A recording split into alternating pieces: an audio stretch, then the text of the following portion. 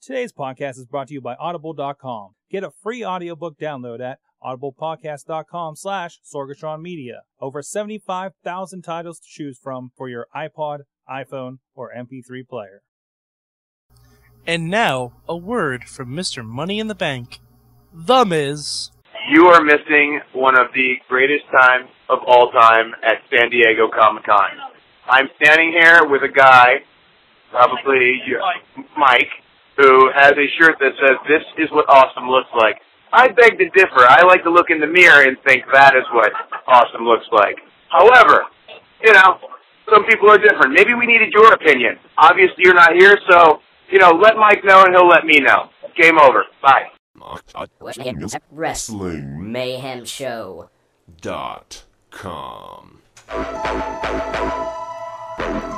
It's the best day of the week. Today is the day that you have chosen to listen to the Wrestling Mayhem Show. This is DJ Lunchbox, putting it the fuck down for you. Let's fucking do this.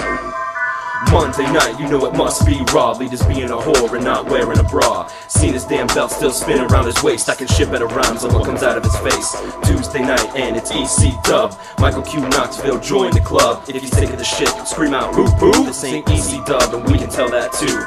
Wednesday night, ROH on DVD. The best wrestling on the planet to the nth degree. Joe Damon's delirious, Daniel City, Kid McCarthy, Homicide, the Rottweilers, and Kenta Kobashi. Thursday night, TNA on Spike. Bruce's focus, so that means LB wants to start the show. What's up, guys? It's a Wrestling Mayhem Show. I am Sorg. What the hell? If you can't tell, we got LB on a phone line. Well, wait, are you calling on the phone or are you in the Skype app on your phone? Skype app on my phone that I think you called, but I'm not sure. Anyways, so that's what's going on there. Of course, this is the Wrestling Mayhem Show. We do not have our guest, Dave DeMira. We did have a statement that was put out on Twitter, if I can paraphrase, because I don't have it up immediately at the moment. There was a... Hold on. Actually, I will bring it up. Yes, we're so prepared tonight. That's not us at all. Well, anyways, Dave DeMira couldn't make it this evening because he's a bitch, and we kept accusing him of killing Doc Remedy. But he is supposed to show up by court order next week, and along with that, we got a very special addition to that. We're going to have a call-in by one Tyler Stone that was his opponent last week. And let me see if I can find here real quick. Yeah, still not prepared. I don't know if you guys saw my pic of the black eye that they got during it. But anyways, while I'm looking for that, WrestleFan, you are here and you are on video, and we're back to normal as far as you go. Eating cereal. What's going on, WrestleFan? It is going great because it is Tuesday and then it's time for the Wrestling Mayhem Show. Stop eating cereal! He's not eating cereal. He's eating kicks that's approved by his mother, just like my cock. Wow. Okay. And then DJ Lunchbox, as we said on the Skype, if you notice the video's a little different, we don't have graphics or anything because just 20 minutes before our awesome cast started this evening when we were recording, I lost a little piece that connects the cameras to my laptop. So let's just try this new software that I've been meaning to for the longest. What? I'm sorry? Like a vagina. Oh, this is going to be so much fun. So bear with us here. New video. I know it probably looks a little bit different as far as this stuff goes, but hey, we're going to roll with it. We always like to try new things here on the Mayhem Show, usually the most dangerous as far as our content. In the meantime, though, here's in color. Look at that. Oh, I got the pictures and everything in color. There's Tyler Stone post-match with his black eye. I've been posting. Also, I think we got one here of Dave DeMira with his victim from that evening. So it was a great match. We'll talk about, I think we're going to hold off a little bit of that until next week, overall. But we have a whole buttload of fan mail from you guys. So let's get right into it. Even some voicemails. A little ranty, but we'll get into them. So let's get right into the first one. Oh, also, Prince Magnus and I think another caller is going to be joining us for the round table. I don't know if I've seen him in the chat room just yet, but we'll be working with that too. From Sean Burke. I'm doing it. What? I'm doing it. You're doing the what are you doing? The fan mail? To the WMS Nation. Okay. You believe John Cena is out of here from the company run by Vince McMahon? Yes, it's true. He was a special guest referee for this free or fired match at Survivor Series when the Viper put down the RKO and after 2. Cena was supposed to jerk his arm like he was hurt, but he slammed his hand down to the mat for 3, and the fans who watched WWE so much started crying for him to be gone. If it had not been for Barrett, he would have stayed, but I'm so disappointed in Cena being gone. He was my favorite and yours, too. As for the Nexus, that darn laptop told them they will be banned from ringside if anyone touches a superstar again. So much for rules. Why did WWE draw the storyline for this main event? And how did this piece of crap supposed to happen? Only the WWE Universe will know for sure, because without Cena, the WWE would start to fade its fan base away and make TNA the clear winner. With the WWE, you got Daniel Bryan, who needs to get a theme song makeover because you hear some classical song being played as if he was an opera star. R-Truth with his theme and a former WWE Divas champion who dances, and Cody Rhodes, who has the mirror reminiscent of the narcissist from the 90s. What's it with the company, and how come they got Rey Mysterio to win almost every time he comes to a pay-per-view show? Do you get the idea that wrestlers act bad in movies? Take Cena. He did the Marine and 12 rounds, mark my words, and let it be true that the company will not go bankrupt. WWE will continue without Cena, and if the ratings go down and bankruptcy comes, like it almost did when Diesel ruled in the 90s, and we switched over to TNA, wanting to see who got pinned. Oh, no. And we switched over to TNA, what will we do? But let's get back to Survivor Series. Edge versus Kane had an ending that needed a videotape player when you wanted to see who got pinned. To make things fair, Edge was the new champion, but the ring announcer said the referee saw both men on their backs for the double pin. I wanted Edge to win, but again, this was a case of horrendous booking. Remember WCW in 2000? Well, it's a case of who got pinned first. Maybe it's 2 out of 3 falls match when the words if the pin would have been both have getting the pinfall followed by a rubber match to decide it all. I can't believe why they made the Survivor Series look bad. What's next? TLC in December? I hope they do better for the company. See you guys later. Pierre K, a.k.a. This Techwood Drive. It took me a few sentences to realize you were reading an email. I thought you were just ranting. No. I'm just like, is he going off on a rant right here at the start of the show? He knows we do fan mail. And I did find the pictures to throw up for you to represent you appropriately. Yes, drinking soda underneath an angel. Wonderful. Wait, so you have internet to watch the show, but you can't call us on Skype? Listen, I have a laptop that has no sound, but video. It does have the internet, and I have another laptop that has the internet that doesn't have video. No, it has video, but no. It has sound, but no internet. So no, I am now calling you on my phone. So the answer is, I should have just said no. You probably should have just said no. Yeah. All right. Well, there you go. Any opinions on that, guys? I don't even know. I don't. Yeah. Well, that was Pierre Kelly. That was the first one. All right. Here's another one that I was going to read before LB's delay caught up with us. From Sean Burkhead. Well, it's Thanksgiving week, so I thought I would drop a line and wish the WMS peeps a happy Thanksgiving. So what are you thankful for this year in wrestling? Have a great Thanksgiving. P.S. I guess Cleveland should be happy now because they got a championship thanks to Miz.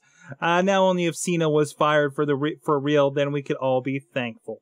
So there you go. I don't know. What are you guys thankful in wrestling this year? Or do you want to hold that for till the end, guys, instead of what we learned? That'd probably be a good ender. Yeah, we'll have more people on that we can subject to. Subject. America. I'm thankful for America in wrestling this week. Here. What? Is he reading an email? I have no I don't. No. All right. All right. I'll take the next one. We might replace him in the second half. I don't know. Possibly. That's WMS. possible. WMS. Miz is the champion, and there's just one picture to somehow awesome a night like that can go. Sork, do you have the picture handy? Oh, I got it handy. I did not see this live. My wife pointed it out, and of course, I don't have DVR that I could check it out. This was the picture. Best Raw ever. Now, at what point was this picture taken from WWE Raw? This was taken right after Miz won the title. Yeah. She's so angry. Brilliant. I was surprised. I was surprised I didn't see that during John Cena's speech, but it paid off in the end. No, it was a nice speech. I think they gave him a good send off for his retirement. Yeah, too bad it wasn't real. Yeah, well, no, wrestling's real. You saw that black eye. Come on, and you saw this. What's fake about that? This picture of the little girl inspired me to do a WMS mail this week as I was on a small hiatus. This little girl deserves a top 5 reasons other than The Miz winning the WWE title that this girl can use that look at. 5. In one day, someone told her that there is no Santa, Easter Bunny, or Tooth Fairy. Unless you believe The Rock is the actual Tooth Fairy, then they are the only one who saw the Tooth Fairy. Then we gotta give her a moment. Oh, a Tooth Fairy. Wow. Go on. Number 4. She knew that if she gave that look, she'll be on the WWE's reel for a long time to come. Superstar. 3. Yeah. 3. Her mom took her toys, her iPod, her car. Yes, in this theory, she has a car. Her money, her debit card, her bed. Hell, her mom just told her she's homeless. I'm just angry because I'm 16 and I look like this.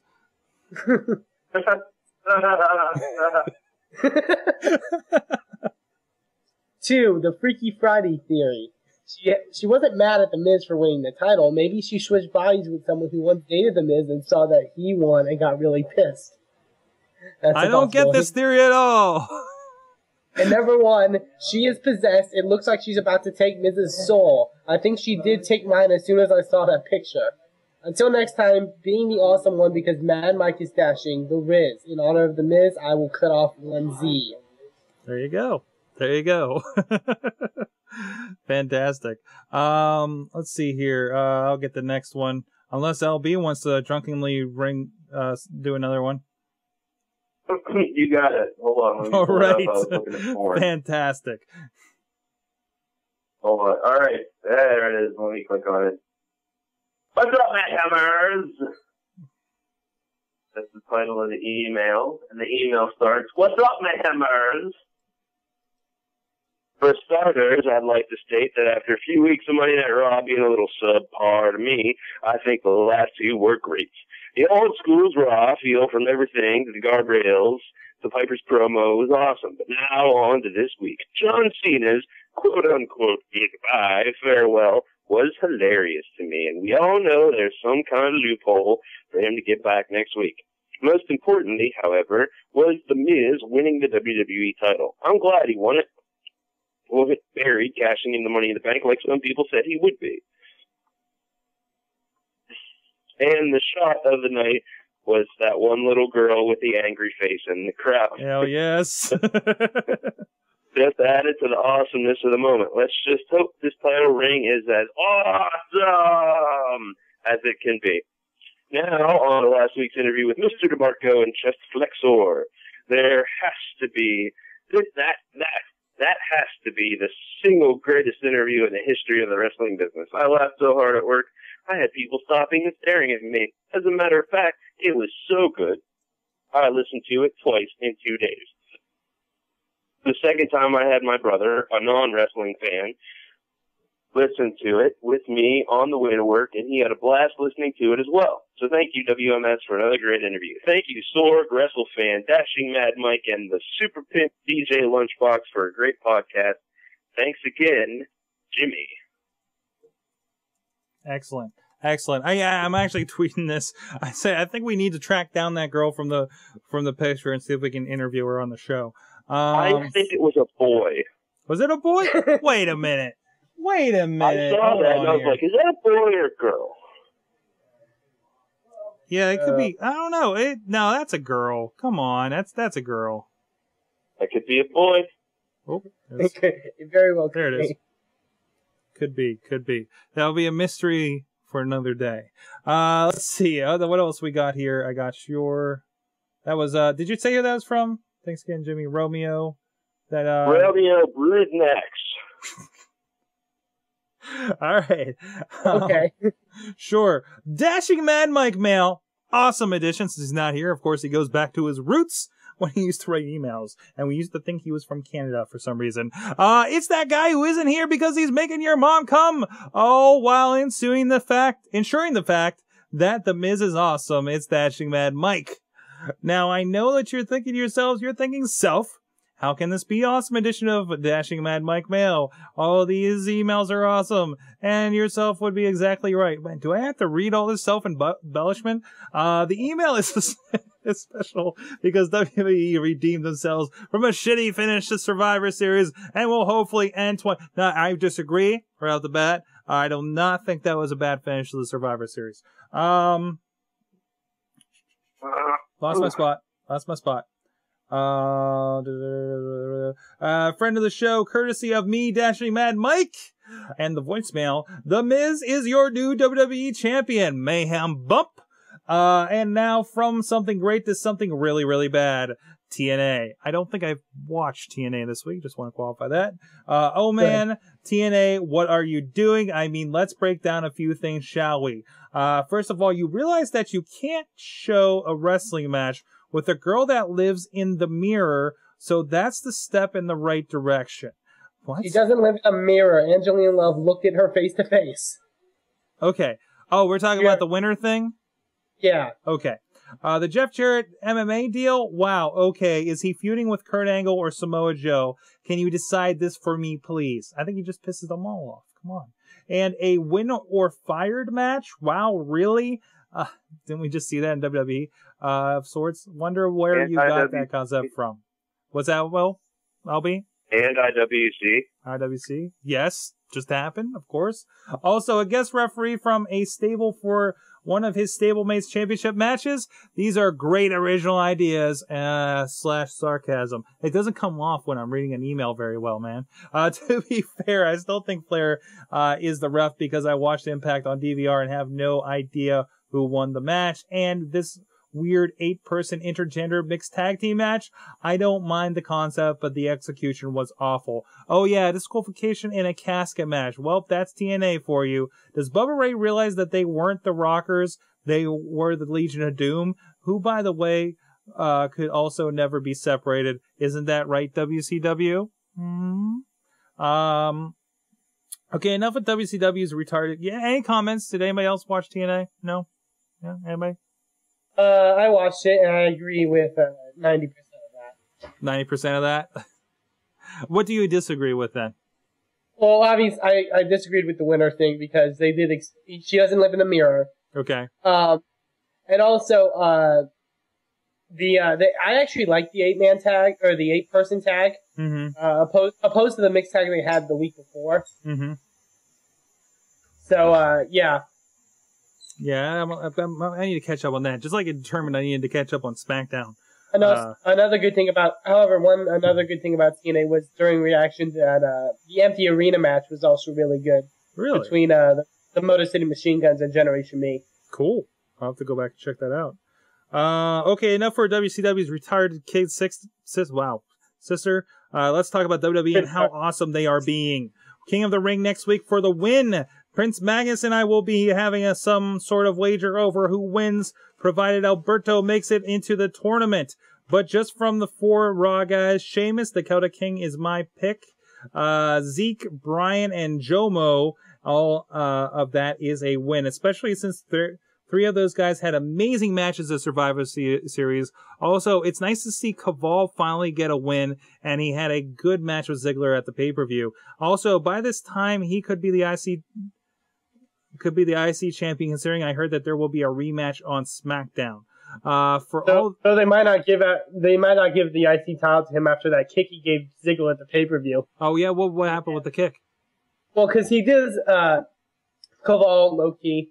He does a springboard. No, it's not a springboard. It's a somersault kick in the corner. Mm-hmm. And but the thing is, I think Ziggler messed it up, not intentionally, because he wasn't really in the corner. Mm-hmm. He was sort of out of it. And he, Cabal nailed him in the face right with his knee, and he had a bloody nose after the match. Wow. It was pretty sick. Let's see, going on here. Yeah, accidents happen. I'm hoping they're not going to penalize him for that in the long run. Hopefully. Yeah. So, let's see, back to it.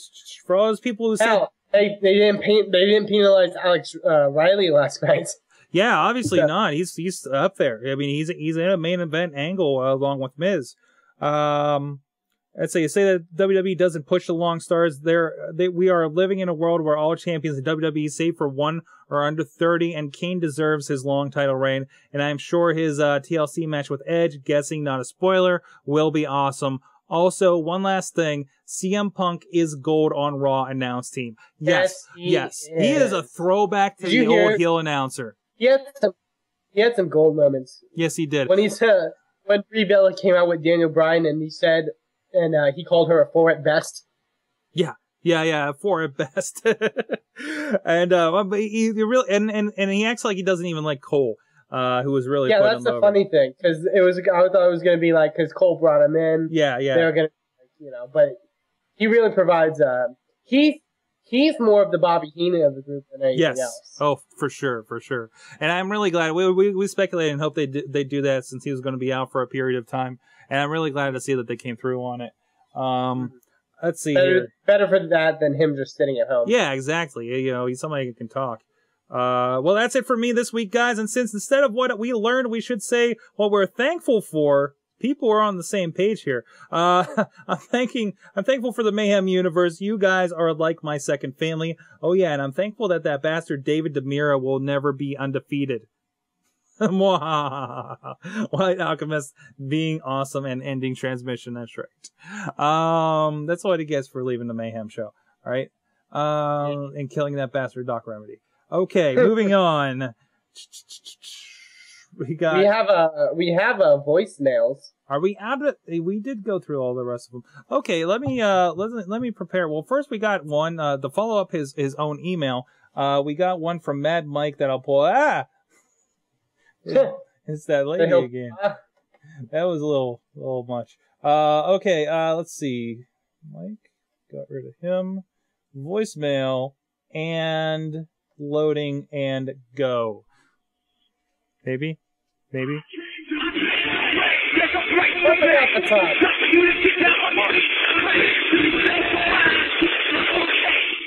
Ladies and gentlemen, that is the sound of your new World Wrestling Entertainment Champion, The Miz, friend of the show. Yep. Bitches. Mad Mike out. Fantastic. In his absence, Mad Mike still has friends. Jesus Christ. Sorry about that. I heard monkeys screaming and then Big Creepy was talking. Apparently our levels for Skype are way off from whatever comes through on everybody else's end. Sorry about that, guys. We're still figuring that part out. Let's see. And we got a few from Big Freaky, and I think we're supposed to play this one. Wait, where's my notes at? Oh, this one I didn't listen to. Great. Well, here we go. Is this from today? This is from yesterday. All right, we'll see. We'll go cold in this one. Okay, now is the time to call you guys. Yep. I am stuck in traffic in Akron. I'm on my way to Ashland to see my girl in her final concert performance before she transfers schools. Okay. And traffic is going at like 2 miles an hour. And now it's stopped. Okay. Should have had Jimmy. As far as the wrestling thing goes, as far as what Jimmy DeMarco said about the bandwagon jumpers, I thought of it in a different perspective, and I was rambling about it. I think we're talking about the bandwagon. I think he's going to be talking here about the when Jimmy was talking about people in like wrestlers not being so passionate. On my calls on the hotline last week, but I was going along the same route. Okay. You know, MMA is the hot thing, so now guys are going into that. Except, Jimmy does make a valid point about, hey, just because someone's an MMA fighter doesn't make them tough. But, I have seen what just the average local MMA fighter goes through a training. I've witnessed it firsthand at Master Gordon's, because I worked out at the same gym that he trained at. And even the Cleveland, Campbell Mixed Martial Arts guys, hey, I am not going to talk shit about the guys that are willing to go through the training they go through. And, the thing is, how many good talents, how many guys that actually have a potential to do something aren't going into wrestling? And you say, well, those guys don't really love it. Those are the guys that shouldn't be there. Well, hey, I could name you a dozen guys that they love pro wrestling, but they have no place in it. No, I gotta say with that, so, I just see it more. What in the everlasting fuck is he talking about? I can't understand a goddamn word that's happening. Well, we're gonna blame your connection. You saying, Big Freaky? Why do you get drunk and call us every fucking week? Jesus Christ! Nobody knows what you're talking about. You are making up words. You may as well be speaking Spanish right now. See. All right. Anyways, I think there's something more here for LB. I think it's a thing because Jimmy says, "Oh, this is about about money." Says that, but on the other hand, hold on. If that's what they want wrestling to be, really nothing to do. One that's split. All right, there's more of that. There's one here for LB, and I thought it was that one. I'm sorry. He does like 3 of them. I think it's the second one. Is it the second one? Was I supposed to play this one? I don't remember. Clarify the problem with DJ LB at 16 seconds. All right, my notes are successful. Towards Russell fan,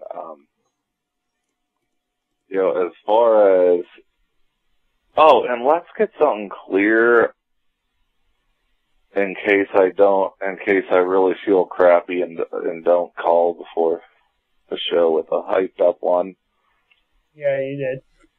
I have a problem with Lunchbox because he keeps bitching about TNA when I have given him the key. The NWA from Hollywood is exactly what is the antithesis of TNA. You bitch about the title not being respected, it means nothing. Well, hey, the NWA title is the whole damn meaning of the fucking TV show. I never said any of those fucking words. Are you mixing me up with Mad Money? But as far as comes on the show and hates on TNA, I haven't watched TNA since they did that fucking television show pay-per-view. What the fuck are you talking about? Oh boy. My thing, if you want to, well, my thing with the thing is, trust me, NWA Hollywood's great and all. It's a good promotion, but how is that gonna make TNA better? No. I think he's saying the answer is if you're tired of the title not meaning anything, go to NWA Hollywood or some of these other ones. That's a very minor problem in TNA. Okay. You think they're probably... There's the booking, there's the timing of their shows. There's a lot of stuff that's more important about how shitty it is in TNA, opposed to that their belt doesn't mean anything. He also goes on to talk about InsanityProWrestling.com. Go check them out in the Indianapolis area. Irish Airborne, who are local, who have been local here in IWC, are the tag champs I see, and so I guess that's a pretty good one to check out. So go check that. I didn't see any videos or anything for DVDs, so that really doesn't help the rest of us, to be honest. From what I saw, I could be wrong. All right, Russell fan, I think that's all that we have for fan stuff. Would you like to go into the Indie Minute? Yes, the Indie Minute for this week in wrestling. Sorga and Big Freaky more specifically mentioned Insanity Pro Wrestling. Go check them out. Also check out our friends at Chikara. They had their past shows this weekend. Very good shows. The DVDs hopefully will come out soon at smartmarkvideo.com. Also, go to youtube.com/Chikara Office if you want to get more Chikara-fied, if you will.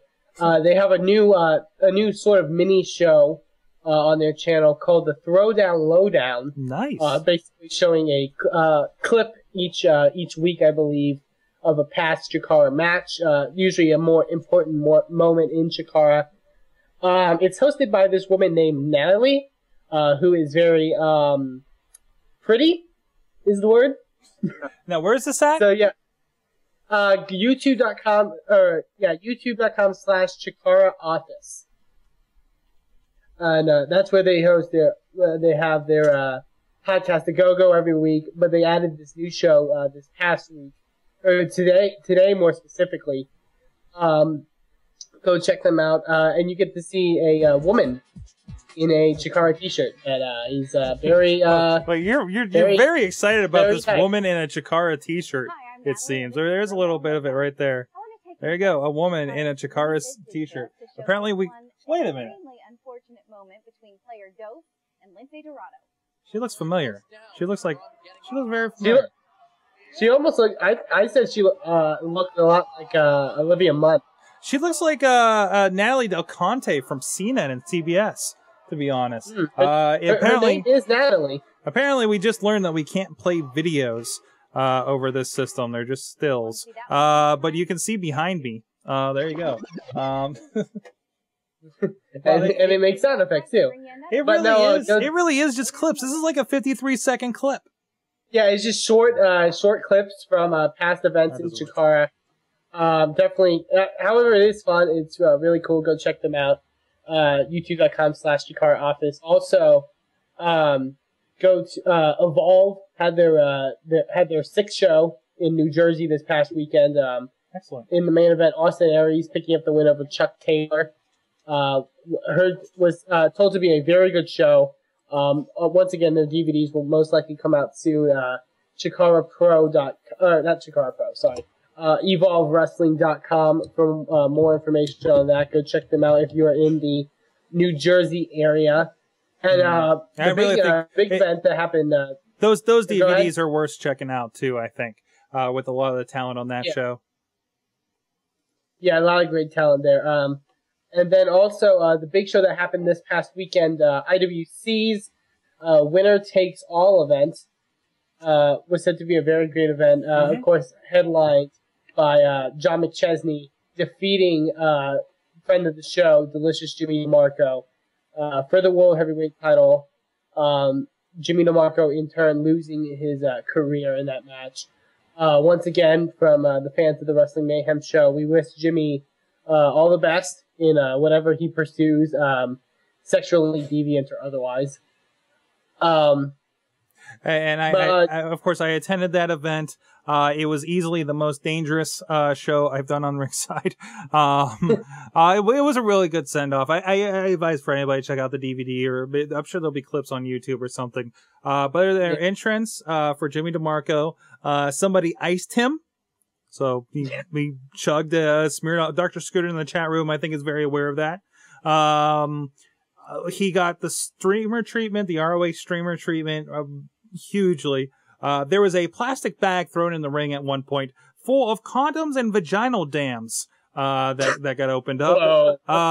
There was family show, ladies and gentlemen. No, it's not a family show anymore at IWC. There were plenty of F-bombs. There was a dildo that was tossed into the ring at the beginning. Oh my. What's that? I said, oh my. Yeah. Yeah, it was quite a sight. Jimmy, I think Jimmy left the best way he possibly could. Very, very appropriate with him. Dr. Screw says, "I am, and I'll never do that again." Altogether, great show. I thought the Shima Zion versus Roderick Strong, the Ring of Honor champion, Ring of Honor champion versus Super Indie champion, mind you, was a really good match. I thought, a little biased, but I think Dave DeMira and Tyler Stone did a really good. I think it was the best debut match between two trainees that I've seen. And then there was also Justin Idol beating Eric Lee Schwab in a strap match. Mm-hmm.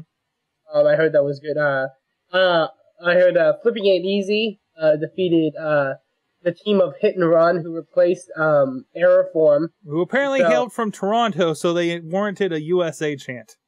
Yeah. Ashley Six and Michael Elgin, who you can now see soon on Ring of Honor TV. He is now the new recruit for Truth Martini, along with Roderick Strong.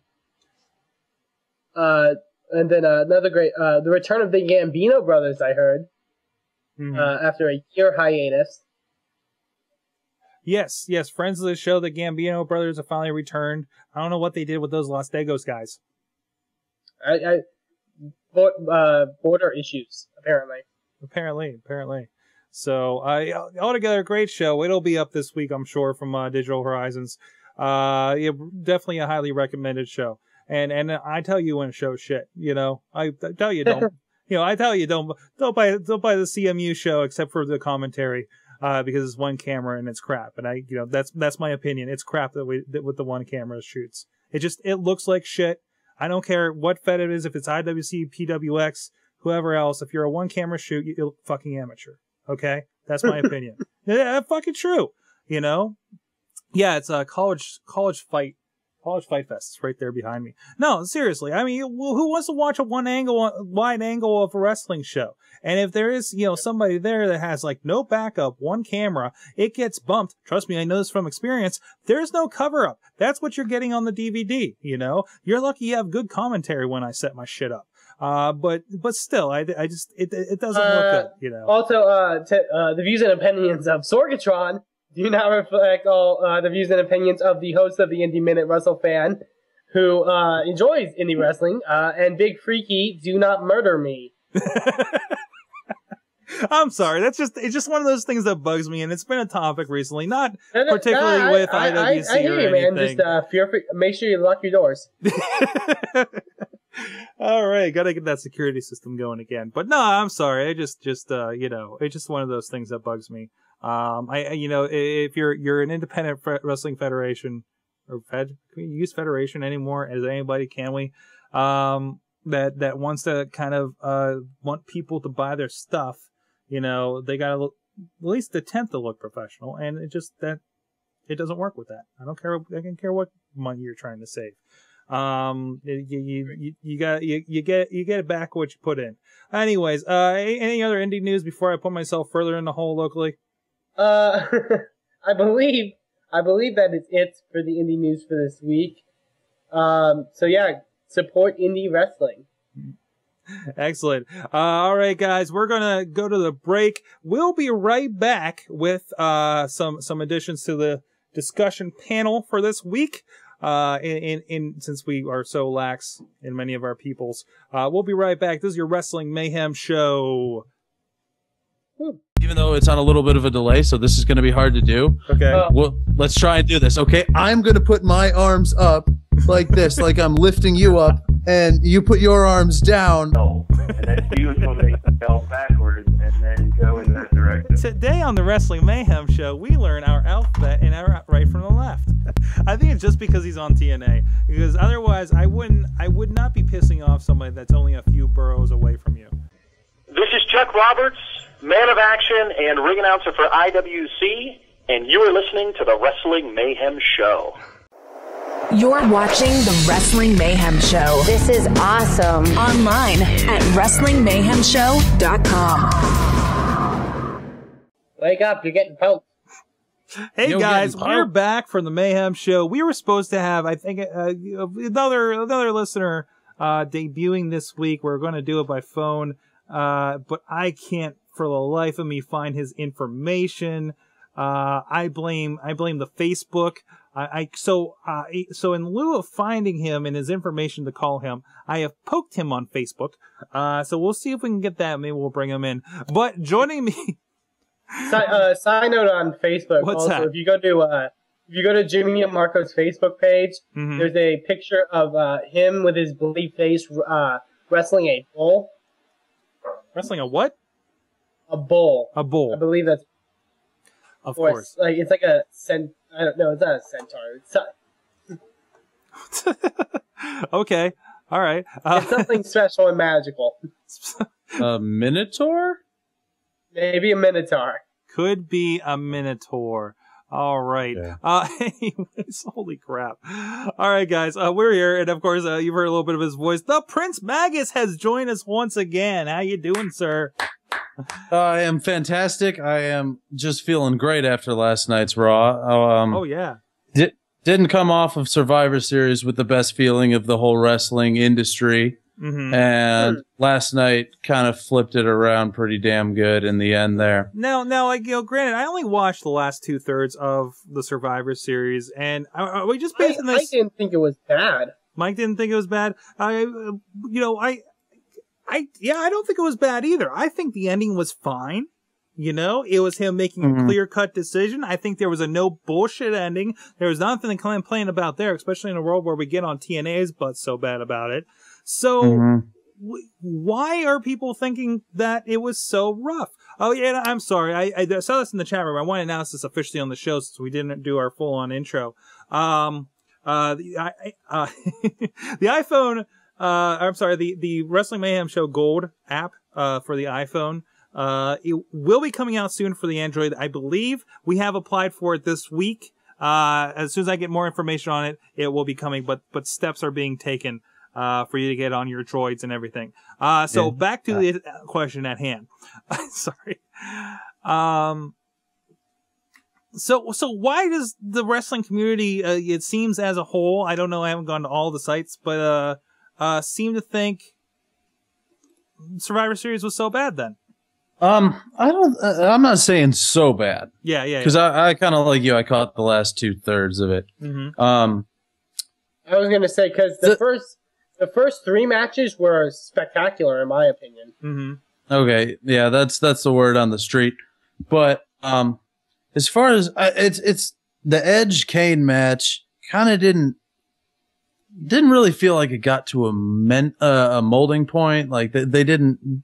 It seemed like they were just starting to pick up when it ended, in my opinion. Okay, and the ending wasn't that great. And Edge throwing him through the barricade was kind of a little gimmicky for how fast he was able to get him going in that wheelchair. But then I really go back to when we talk about that, like obviously the second tier title match like that. When's the last time we didn't have a goofy finished or lackluster secondary title match like that? True. Yeah. I mean, really, when's the last time we've had 2 really solid, really good, really entertaining title matches for both of the big belts? I guess you're right. It's that's the trend. Definitely before Jack Swagger won the title. Yeah, exactly. I mean, even at WrestleMania, I really felt that Edge versus Jericho was lackluster in comparison. Really, that's it? Yeah. I had a big piece of the stage in front of me, so I couldn't really see it. That's what an $80 WrestleMania ticket will get you. So, I really need to go back and rewatch that. I was behind the set. Like, I didn't see the awesome stage setup that everybody tells me about and I see on all the stills and stuff, because I am literally behind some of that shit. Yeah. Yeah.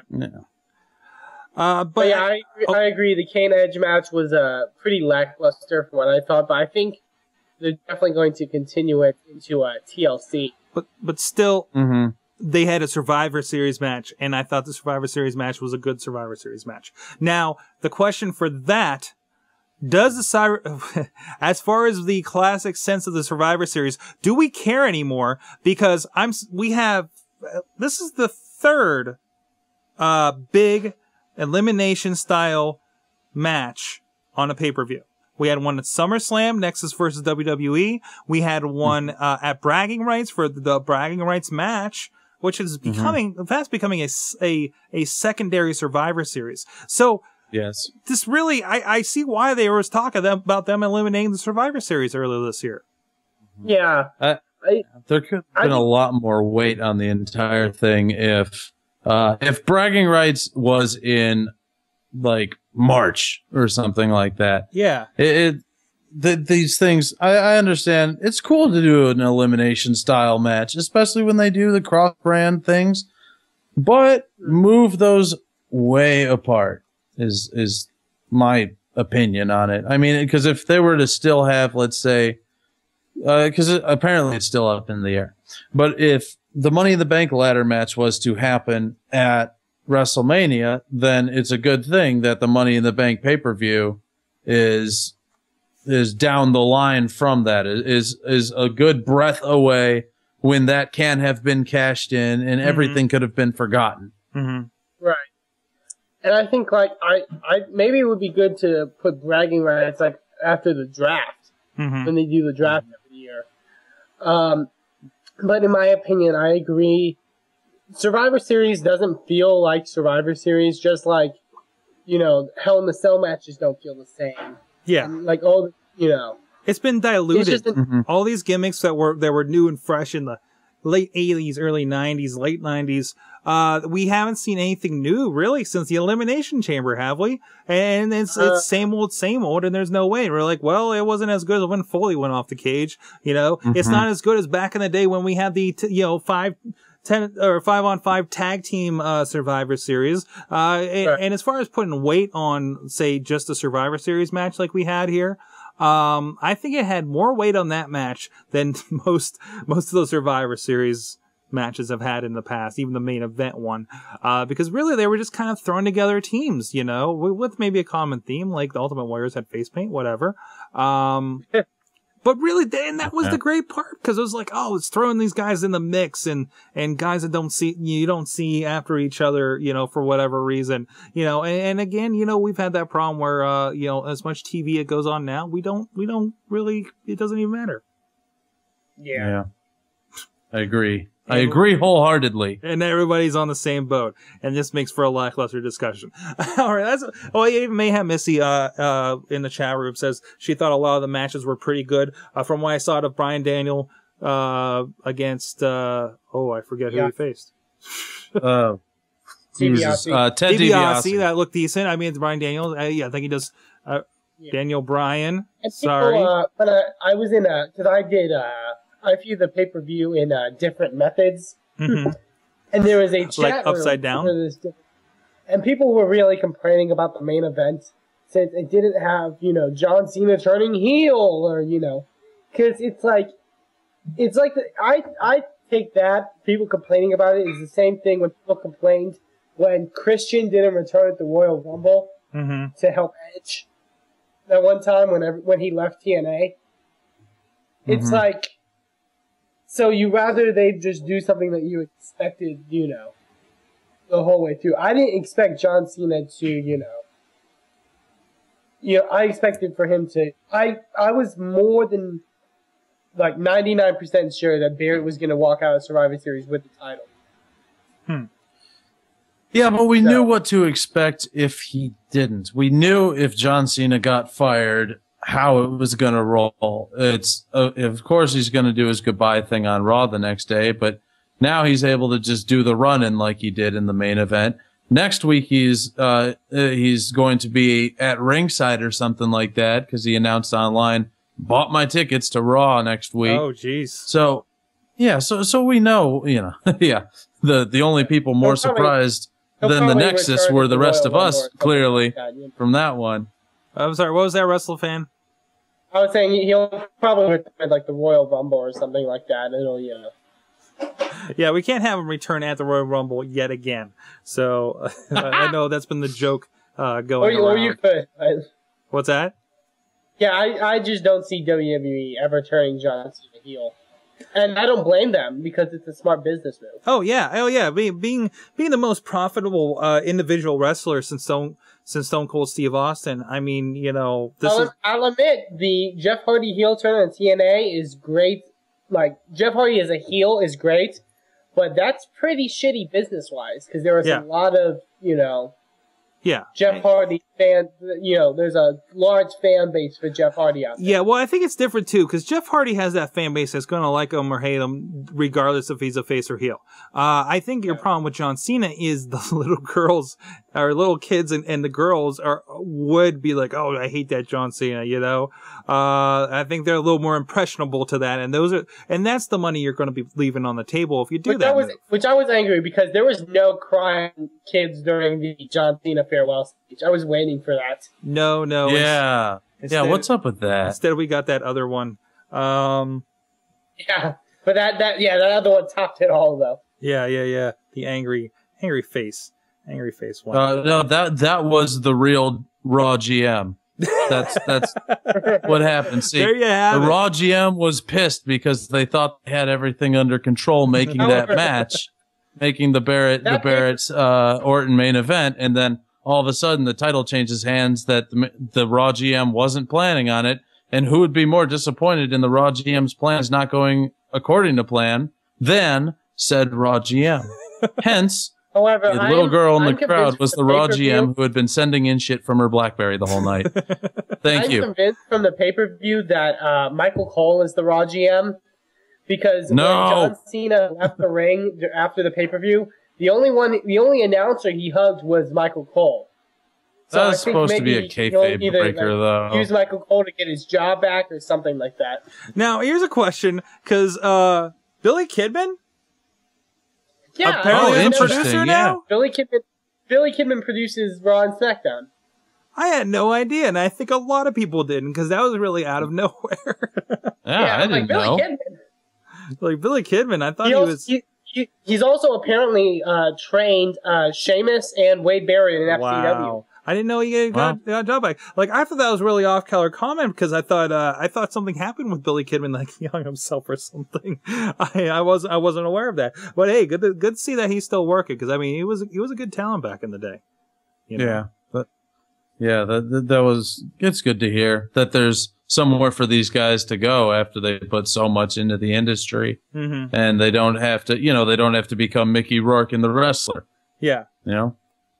They don't have to become Randy the Ram. Speaking of places to go, there was a bunch of releases this week. Yeah, I heard there was a laundry list of them. Do you have a list there? I have the list. Shad Gaspard. Wait, Magus, you and Mike still have jobs, right? Oh shit! Hold on. I didn't work today. Oh god! I need to get run down the on list. The phone. Mad Mike, Chris, Magnus. Why do they have these names? Anyways, go ahead. Oh god! I gotta. Guys, I'll be back. I got to get to the phone. Do they wish you the best in your future endeavors? You know what? They did put up a new gate at the front. Oh my god!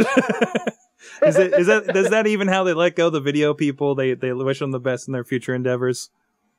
I got it when I was because I'd applied for a couple other jobs to them. In fact, I think I might even have them somewhere right here. Yes, I do. Awesome. I had applied to a couple of jobs with WWE. Kind of over the last 4 years, I was just trying to get in touch with anybody somewhere. And it took me 3 years to actually get something back. And I've got 2 of them right here. These are my first future endeavor letters where they said that we appreciate getting your resume and we're impressed by your experience, but we do not have anything for you right now. That kind of, the kind of corporate thing that they just have to send out and whatever. But it does end with, we wish you all the best in your future endeavors.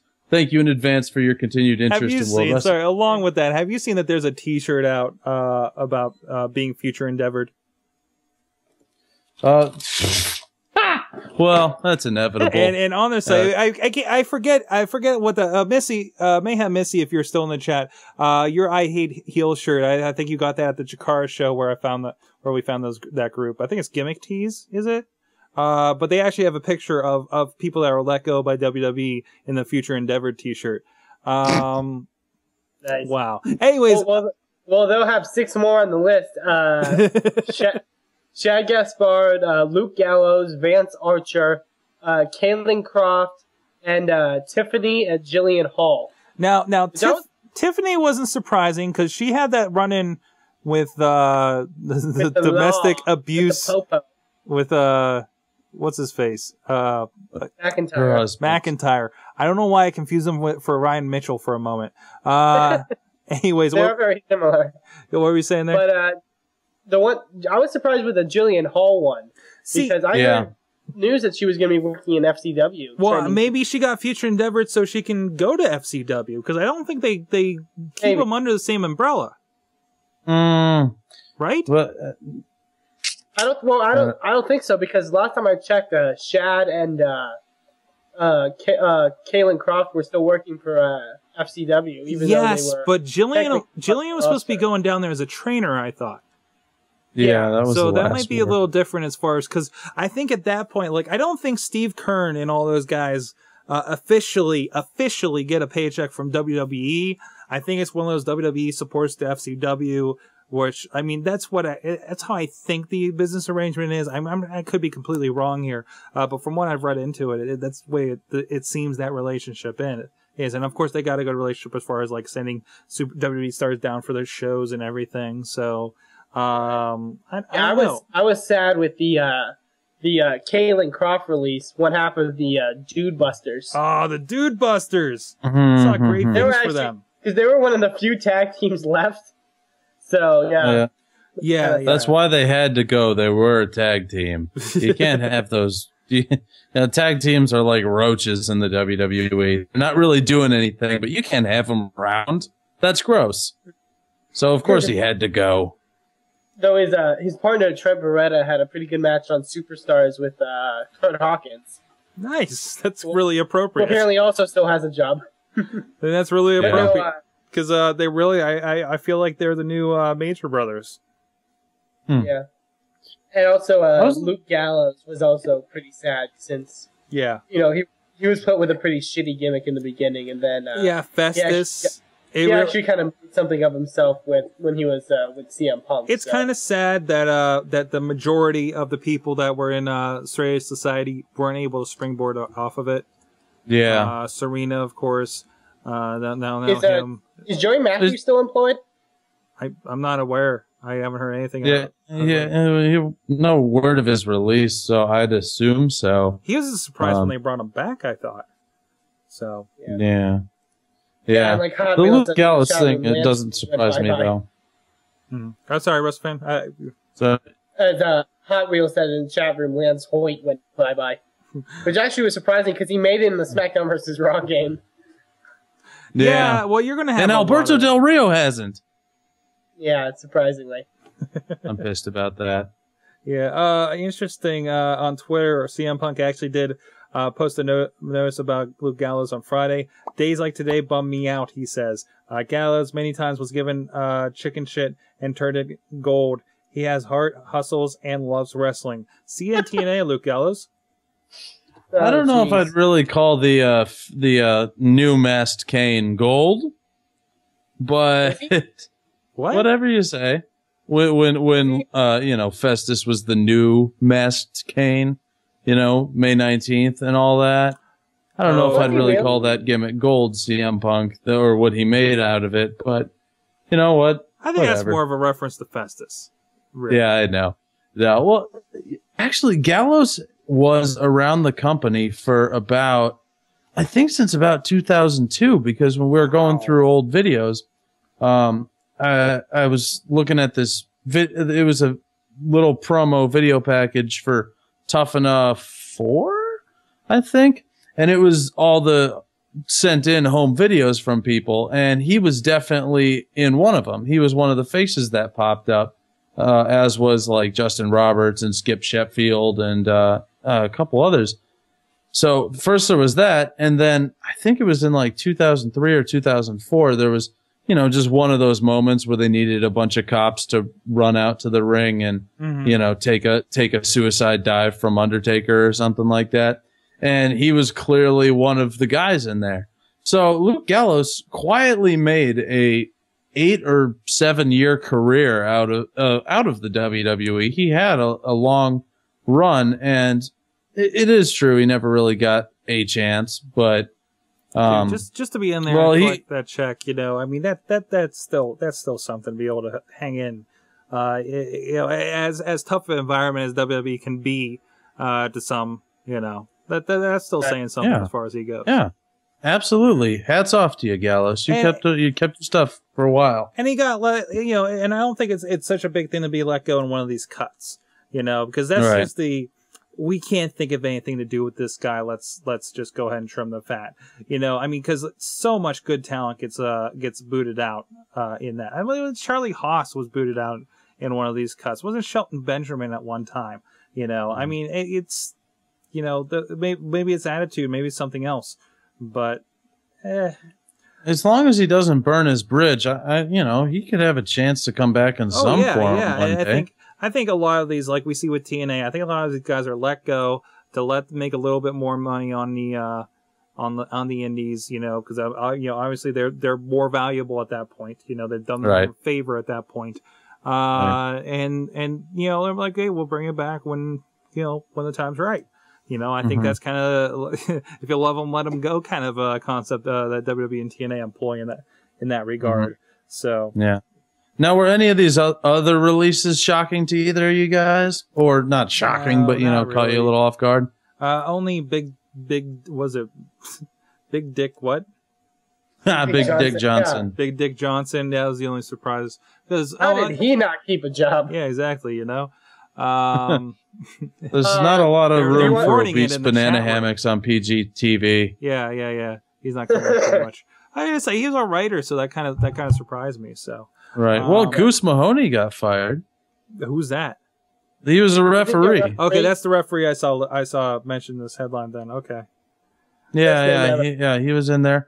I was a little surprised by Shad because I thought he was supposed to get big. He was really JTG is still in there, right? JTG is still working. I would think Shad was the guy they would keep because he's the big guy. Well, no. Remember, they split Crime Time up a while back, and they were going to push Shad as some new big dude, and then it just kind of didn't happen, and they're like, we want some more time for him to develop this new character, so he goes back to FCW, and all the last words were that he was supposed to come back to a sizable push, and I was a little surprised to see that they let him go. Yeah. I talked to, and I think, because I talked to Riz a couple of days ago, my opinion is not bad. In a PG WWE, I don't think gimmicks like R-Truth's gimmick and Crime Time's gimmick work. Really? Because, and this is, and not just, but just the character that Crime Time was playing being thugs. Okay. Okay. I know it originally sounded bad, but like, just the gimmick they were playing, it wouldn't work for a PG audience. These cultural and race insensitive characters, you mean? Like Sean, not just a race thing, but I mean also just like they're thugs who steal stuff from people, and they don't use any, and they use like words to get around expletives. Yeah. Which doesn't make them sound any more as opposed like to more kind of real thugs like the Briscoes, maybe. Yeah, exactly. Yeah. It just wouldn't work in that environment. Maybe a Crime Time gimmick on the indies would be a little bit different. Homicide, there you go. Tiffany, although there's a comment, Tiffany, thank you WWE for amazing journey. It's saddened by the news, forever grateful. Blog to come later today. Well, there you go. And she's accepting bookings and bookmarked. I sent, if we want to move on, I was looking through news. I realized we didn't do any news prep this week because of the short week from the interview. Sorry about that. I sent a YouTube link into the Skype chat of a video I found called "Drugged Jeff Hardy Shoots on CM Punk." You saw something about this? It looks like CM Punk is inside a Waffle House, from what it seems. Could be. I don't know if you have the YouTube capabilities, but I'm reworking on the YouTube cable. Actually, we can't show video because of our setup in general, except for your Skypes. Will the audio get through? We'll post it on the site later. I guess the audio will get through. Hold on. Well, could you describe a little bit what's going on while I'm trying to set this up here? Okay, well, Hardy is in some form of, I assume it's a Waffle House. It's some sort of restaurant.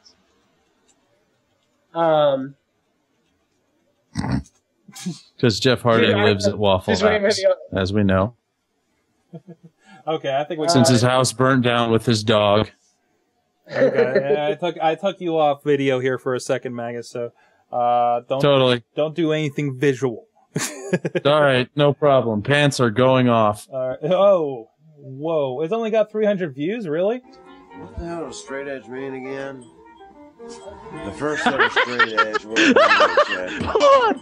It started off with Jeff Hardy asking what straight edge means. The guy who is currently going to trial for dealing methamphetamines asks what straight edge is to start off the interview. Holy crap! Please keep playing that. I'm trying. I might actually have some bandwidth problems. I think because we're running Skype on the same computer. That is hilarious!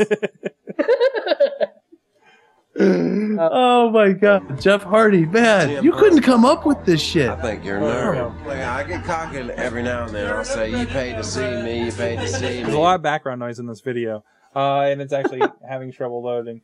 So we'll go ahead. Yeah, sad Lunchbox had technical difficulties. He'd be flipping shit right now. Oh yeah. I hope he listens back. I know he doesn't listen back to the show usually, but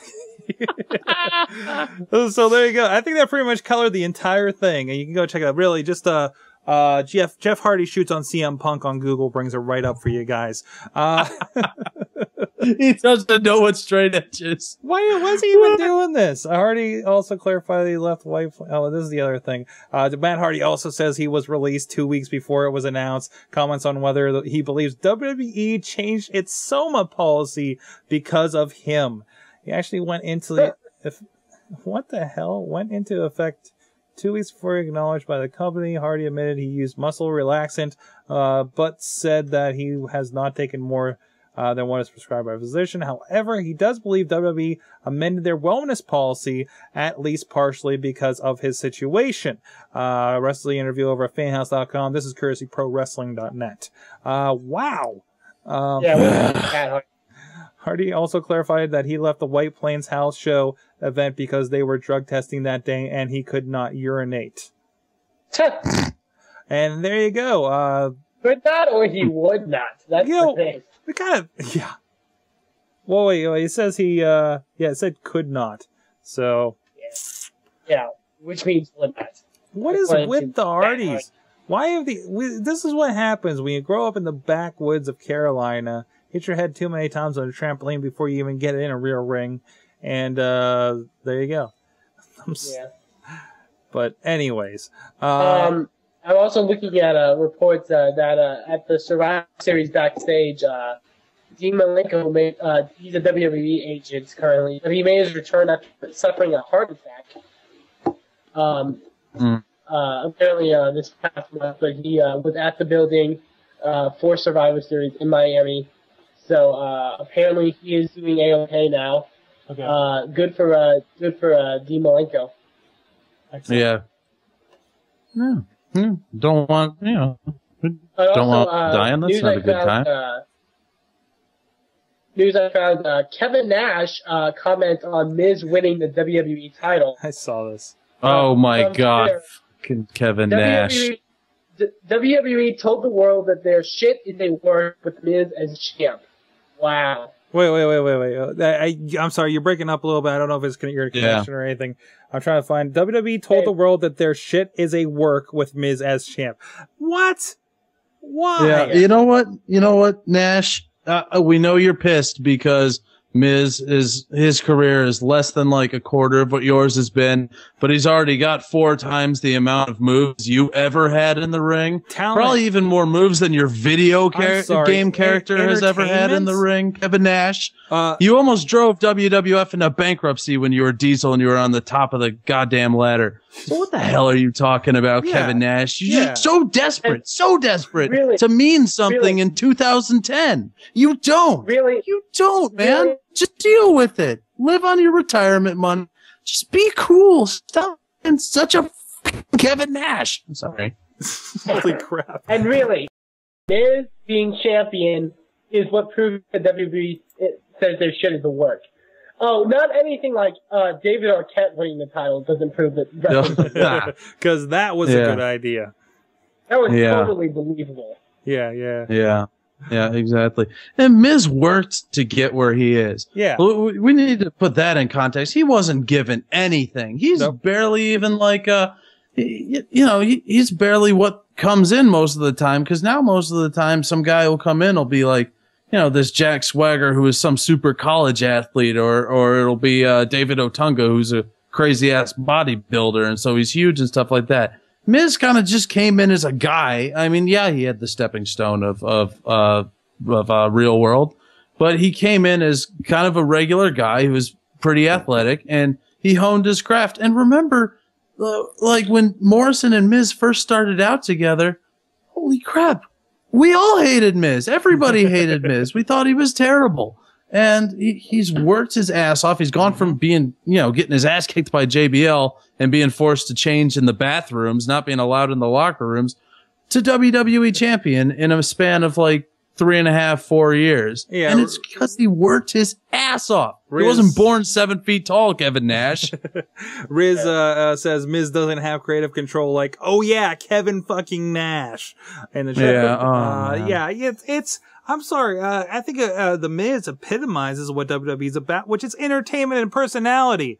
He's got it, That's why the Miz is in WWE making shit happen instead of Ring of Honor. Because he has a personality. Than, of course, them putting the title on Triple H or John Cena or whatever for the 19th time or whatever. Yeah. They actually gave somebody that, has been working their way up. How many people have been given chances this year? But that's the mindset Kevin Nash has. He believes that no guy that wasn't in the wrestling business 15, 20 years ago deserves to be champion. Yeah. Because you could just think of so many classic 5-star Kevin Nash matches. Hell, the last thing I watched at work was Sid Vicious versus Kevin Nash for the vacant WCW World Heavyweight Championship. Mm-hmm. And although it kind of had a funny ending, it was all thanks to Sid Vicious. Mm-hmm. And this was during the time of like the third rebirth of the NWO, where it was like Nash, Hall, Jarrett, and Steiner. Oh, God.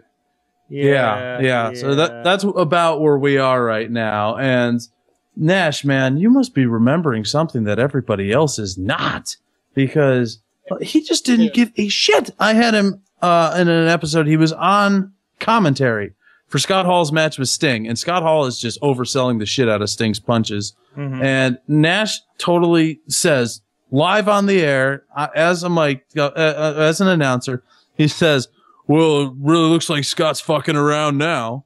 He just drops the F-bomb on live TV like that. Tony Schiavone doesn't miss a beat, though. He goes right into it. He just keeps moving with the match.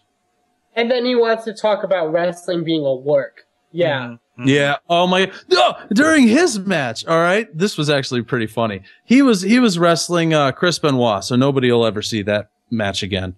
But Scott Hall brought a ladder down to ringside, and he's watching the match too. And he's got the announcer's headset on and everything. And Schiavone says to him, he goes, "So Scott, are you going to use that ladder as anything other than as a perch tonight?" And Hall says, "You know I am, Tony. You read the run sheet." He says that on the announcer.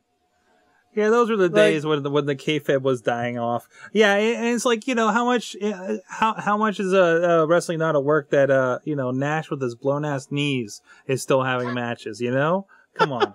Remember when Jericho said, it was either Jericho or Christian, they were trying to figure out who, like, somebody's mystery tag team partner was going to be later that night. I think it turned out to be Hulk Hogan. And they're going through everybody backstage. Oh, yeah. I think it was Jericho, Tomko, and Christian. And somebody goes, oh, what if it's Kevin Nash? And Jericho or Christian go, no, man, he'd tear a quad just answering the phone. You hear that, Kevin Nash, Mrs. WWE champion, and you'd tear a quad answering the phone. That's right. I'm Magus. I'm right here. From the chat room, Hot Wheels made the realization, OMG, Morrison is Jannetty. Riz says, who's this Chris Benoit guy? Yeah. I don't know. All right, well, before we go... Chris Benoit? Who's Chris Benoit? Who's Chris Benoit? Now you had a story for us, Magus, that you wanted to share. Yes, I have a story that I think it would be fun, and I'd like to share with you. And it's a little just piece of something that I was fortunate/unfortunate enough to experience in late 2008. I was still a bright-eyed child in Tucson, Arizona at school, and I was dating a lady who wanted to one day work for WWE. And she tells me one day, all happy, she says, guess who just sends me a random message on MySpace? And I'm like, Brr? And she says, Justin Roberts. I'm like, Justin Roberts? She's like, yeah, he's the ring announcer now. I think he was still announcing on ECW then or something like that. Mm-hmm. But he was an alum of our school, and he lived up in Phoenix. And I was like, oh, that's cool. That's cool. Blah, blah, blah, whatever. And she's like, yeah, he says he could possibly help me get a job one day. I'm like, all right, oh, great. Well, then keep him as a business contact or something. A couple of weeks later, I see like she's on a webcam thing with him. And I'm like, that's kind of cool. Can I step in and say, hey? And she's like, no, he's just doing his taxes or something. And it's just like a shot of his fans. So now I know that they're sending messages on MySpace and they're video chatting. So then a couple of weeks later, she tells me that he wants her to drive up to Phoenix to go get a couple of drinks with her to talk about work. Now, this girl told me that she had an allergy to alcohol. And that was the reason that whenever she drank around me, she made out with my friends. But that's a whole nother story. So I tell her, are you kidding? He just wants to fuck you. And she's like, no, that's not it.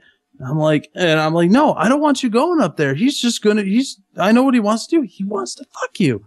And she starts freaking out at me. She starts freaking out with the like, how dare you, blah, blah, blah, all this stuff. And I'm like, look, I don't want you, you're my girlfriend. I don't want you getting naked for him. At which point she just screams at me. So like we're in my room and I'm pretty sure my entire fraternity house could hear it at this point. She says, he saw me naked 2 weeks ago. Screams at me. He saw me naked on the webcam. And I say, like, what the hell? And she's like, yeah, he wouldn't see anything that he hadn't seen already. And so she shows me all of their old stuff like that, or all their old MySpace messages, all this old other stuff. And he was definitely like, oh, you have a boyfriend? Haha, whatever. You should get on my chats anyway, like that. And just kept drilling at her with all this stuff and convinced her to get naked on webcam. And that didn't feel very good. So Justin Roberts, if you are listening to this, and I hope you are, because you have long plane rides from Phoenix, please come to the back lot at the studio and apologize to me. Because right now you're trying to do it to another one of my friend's girlfriends, and I know this for a fact. Stop stalking girls on MySpace and Facebook, you fuckface. Just bone some ring rat after the show. But please, just come, just say I'm sorry. I'm sorry, Magus. We're cool. And I'll say, yeah, we're cool. Just don't do it again, buddy. You're a ring announcer. Do not fucking tell people you're going to get them a job and then get them to get naked on webcam for you. That's not cool. Justin Roberts, no longer a friend of the show. Well, you never was. No, don't confuse him with Chuck Roberts now. That's a whole other thing. No. Chuck Roberts would never do that shit. Yeah. Chuck Roberts is getting married in 2 weeks, dude. I mean, and trust me, he's doing all right for himself. So today's show is going to be named Justin Roberts, Internet Predator, and moving on. All right. I want us to go out here. I want to go out here. I hope that's like the first result for his name on Google within the week. As many places we get posted, probably. So, ladies and gentlemen, I think Magus just, I don't know. No, this has no correlation. But what are you thankful for this year in wrestling? Of course, it's Thanksgiving this Thursday. This is Tuesday that we're recording this. So I want to throw it out to you guys. Wrestle fan, you've had all show to think about this. What are you thankful for in wrestling this year? This year? Yeah, I'm thinking this year. I mean, because we probably did this last year. I can actually tie that into it. I am thankful for some really, really great wrestling, especially this week. Okay. I mean, the pay-per-view was great. Raw had amazing matches on it. I thought it was a very great show. TNA, it sucked. And it has sucked, but at least I have WWE to actually watch some entertainment and some good wrestling. Fantastic. It's ironic because they were in. I was so thinking that Vince McMahon was gonna just in the back was gonna be like, "We're in Orlando tonight. Let's just show those fuckers up." You know what I mean? Yeah. And that's pretty cool. That's pretty cool that they did. They showed, and it showed there are more than 1,000 people in Orlando that want to go to a wrestling show. What are you doing about it? Right. So I think that was a pretty big point right there. The Prince Magus. Yo. Where did the Magus name? First of all, where the hell did this name come from? Because I'm trying to wrap my head around it. Because I want to add consonants. The best video game of all time, Chrono Trigger. The character Magus in that game. Okay. I was just came out in like 1995, and the storytelling of that game is kind of what inspired me to get into TV and film and radio and production and writing and just storytelling in general. So ever since forever, I was going by, AOL screen names, the Prince Magus and stuff like that. So that's where that comes from. And you are thankful for? Yeah, might I be able to slip in some things I'm thankful for? Yes. All right, let's do this. One thing that I'm certainly thankful for is that no lady I've been involved with in 2010 has gotten naked for Justin Roberts over a webcam. That's always a plus. Not to my knowledge. Sorry, I should say that. Another thing I can be thankful for is this is good, pulling back pretty far in the year. I was so pleasantly surprised when Edge returned at the Royal Rumble and won it, because I thought the writing was on the wall that Michaels was going to win it no matter what. I thought that was easily coming. And Edge, just coming off of this thing with The Miz yesterday, reminds me that even in the age of internet where kayfabe is killed, Paul Bear has returned too, that we can still be surprised in wrestling, and we can still be pleasantly surprised. I'll say we can still enjoy things and not have to be too smarky about it. Exactly. And then I think there was one other thing I was thankful for, and I can't remember. So what I'll say instead, which I should have put in the first place. Okay, this is what I'm most thankful for. I am most thankful for the Wrestling Mayhem show and being able to be a part of this lovely community and being able to hang out with all of you in the chat room every week and loving it. I hope you're thankful for it too. Excellent. Thank you. Vote for Magus. Vote for Magus. In the chat room, Riz, I'm thankful for Wrestling Mayhem show. I mean, I've been on the show 3 times and love talking wrestling to Sorg, Mad Mike, WrestleFan, Lunchbox, and Wheels, and talk about wrestling. I think it's a small window to type in, so I think you didn't see what he wrote. I wrote something earlier that kind of goes along with this, because I was listening back. I listened to the first maybe 20 minutes or so of last week's interview. Let me see if I can bring that up. It's in my ass. There it is. What they say? This comment. I'm starting to think of us less as a wrestling show and more of a show of people who happen to like wrestling. I think that's where this goes, and I think that's why we're different. I feel like it's the year-end show. You were gonna say something there? I remembered the one other thing that we should all be thankful for, which is, I'm calling it right now, the man who is going to be El Rey de Anilo next week, the King of the Ring, Alberto Del Rio. Oh my God, we didn't touch on King of the Ring. We'll talk about it plenty next week, I'm sure. I'm thankful that the King of the Ring has come back. I'm thankful that the Survivor Series was not canceled. What's going on up there? Pinky in the air. In the air. I am thankful. I'm hoping that we get another King Booker. Juggler John's thankful for the little bit of sanity he has left. Man, Missy, I'm thankful for the rest of my show. Yes. Okay. Sorry, catching up with the chat there. I'm thankful that, a quarter of my nationality, Lithuanian, is finally represented on WWE television, and very finally. I didn't know you were Lithuanian. Ixana, what? You're Lithuanian? I'm a quarter Lithuanian, a quarter Polish, and half German. That is so ironic from what I've been talking about for the past 4 weeks.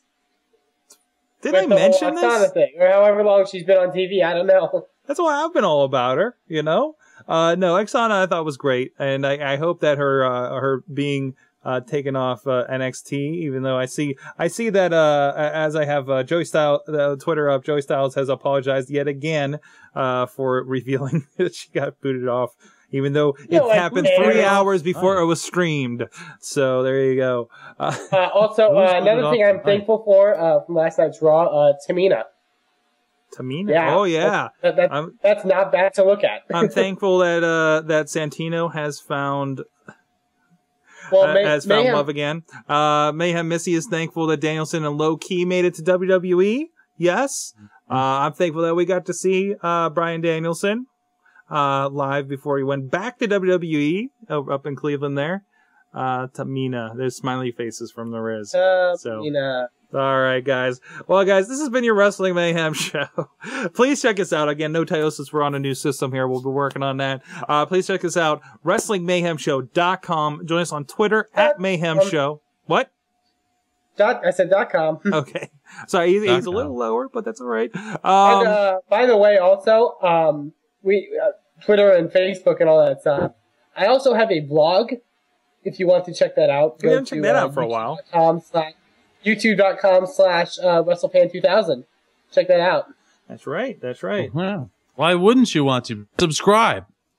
Don't just check it out. Subscribe. Comment. Great. WrestleFan 200, somebody else. Or, no. Lesser than 2000. Yeah, and go ahead and say Wrestling Mayhem Show on Twitter. Please send your emails to goodtimes@wrestlingmayhemshow.com. Send your voicemails to 412-206-WS0 off the top of my head. I think that's right. It's over on WrestlingMayhemShow.com if you're curious about that. Leave us a voicemail. We love hearing your voices. Yeah, most of them. Check out everything else going on. SorgatronMedia.com. We got Chachi Says. We got, the awesome cast. We had, local Pittsburgh, television personality Jim Lokay on the show tonight. So that'll be up around the time this show's up. No music fun time this week. Okay. What's that? I said Lokay is okay. Lokay is okay. Please tweet that. Please tweet that to him. Shit. That just threw me off. Please check out my stuff. I got some new stuff going. Remember we had Chris Maverick on earlier in the year, and I think he was on this show. He was on an awesome cast. He talked about the 365 project, about taking self-portraits every day of the year for 365 days. There's a Flickr group with thousands of people involved in it. I decided with the advent of this whole Instagram and everything on the iPhone, I've been wanting to do something fun with it, and I thought back to that, and so I've started that again. No, this is my first time starting it. I'm having fun with that stuff. I'm blogging a little bit more. I also have a video blog. Sorgatron.com has all that kind of stuff. A little bit behind the scenes of what happens after I'm done here on Tuesday nights. So go scope that out. Follow me on Twitter at Sorgatron. Follow everybody else on Twitter. You'll find us eventually if you start following one of us, to be honest. I will tweet if I get more than 14 followers, I will tweet something. So far, I have 9, and I have never tweeted a thing in my life. We'll tell the Check people. me out at Vigilant Magus. Vigilant Magus. Magus. VIGILIN or ILANT Magus. Yes, Vigilant. MAGUS. US. How many users do you have right now? How many? I got like 9 people following me or something. I don't even know how to tweet yet. Don't judge. No. This is why we have Podcamp, man, here locally. I'll send you a video about Twittering. Thanks, buddy. There you go. So go find Vigilant Magus. I keep at the end. Guys, it's been great. Wrestling Mayhem show. We'll see you guys next week. Enjoy the holidays. Have some turkey and stuff and pie. Wrestling Mayhem show. Mayhem. They're singing us out. We'll see you guys next week. Thank you for listening to the Wrestling Mayhem Show. Please subscribe to our iTunes streams and blog at WrestlingMayhemShow.com. Email us at goodtimes@WrestlingMayhemShow.com or call us with any comments at 412-206-WMS0. We love to hear from our fans, and who knows, maybe you'll make it onto the show. The Wrestling Mayhem Show was recorded live in Pittsburgh, Pennsylvania, in front of a live internet audience, and is a production of Sorgatron Media. You can be part of the show as we record live every Tuesday at 8 p.m. Eastern on TalkShoe.com and Ustream.tv.